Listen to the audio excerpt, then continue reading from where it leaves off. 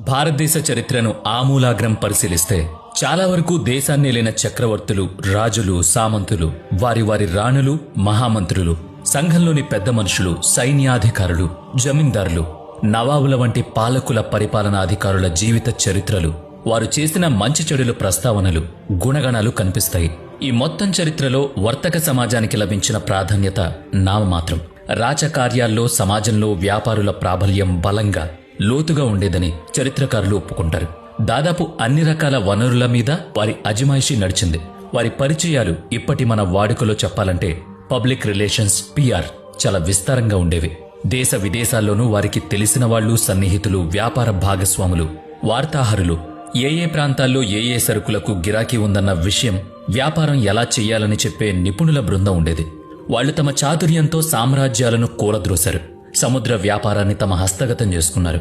ప్రపంచవ్యాప్తంగా తమకంటూ ప్రత్యేక గుర్తింపు, గౌరవాల్ని సంపాదించుకున్నారు. వర్తకం నిమిత్తం వివిధ దేశాల్ని తిరుగుతున్నప్పుడు ఎన్నో సాహస కార్యాలను చేశారు. అనుకోని ఆపదల్ని నేర్పుగా ఎదుర్కొన్నారు. కొత్త కొత్త ప్రదేశాలను, కొంగొత్త వ్యాపార అవకాశాలను సృష్టించుకున్నారు. సామాన్య శకం 3000 ఏళ్ల నుంచి లభిస్తున్న వివరాల ప్రకారం సమాజంలో వర్తక సమాజం పాత్ర విస్మరించలేందని చెప్పి తీరాలి. అంటే అప్పటికి సింధులోయ నాగరికత ఉచ్చస్థితిలో ఉంది. పురావస్తు తవ్వకాల్లో సింధు నదిలోయ ప్రాంతంలో సుమారుగా 1052 నగరాలు వెలుగు చూశాయి. విశాలమైన భౌగోళిక ప్రాంతంలో విస్తరించి ఉన్న ఆ నగరాల్లో వస్తువుల ఉత్పత్తికి, అమ్మకానికి, కొనుగోలుకు గిరాకీ బాగా ఉంటుంది. ఆ వ్యవహారాల్ని నిర్వహించే బృందం ఒకటి ఉంది. లావాదేవీలు ఏదో ఒక మారకంతో ముడిపడి ఉంటాయి. అంటే వస్తు మార్పిడి గాని, లేదా ధనం చెల్లించి వస్తువుల అమ్మకాలు, కొనుగోళ్లు చేయడం కాని ఏదో ఒకటైతే ఉంటుంది.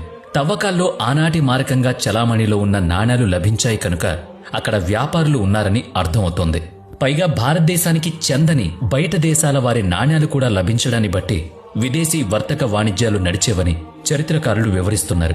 ఆయా ప్రాంతాల వారికి అవసరమైన సరుకుల్ని, వస్తువుల్ని మూటలు కట్టి నౌకల్లో మధ్యప్రాచ్య దేశాలకు, ఇంకా చెప్పాలంటే దక్షిణ ఇరాన్, మెసపటోమియా, ఆగ్నేయ అరేబియా ప్రాంత దేశాలకు ఎగుమతి చేయడమే కాకుండా వ్యాపార లావాదేవీలు సజావుగా సాగించడానికి కొందరు ఆయా ప్రాంతాల్లో నివాసం ఏర్పాటు చేసుకుని అక్కడే ఉండిపోయారని చరిత్ర చెప్తోంది. అలా స్థిరపడిన వ్యాపారులు అక్కడ గ్రిడ్గా ఏర్పడ్డారు. అంటే వృత్తికార సంఘంగా అన్నమాట.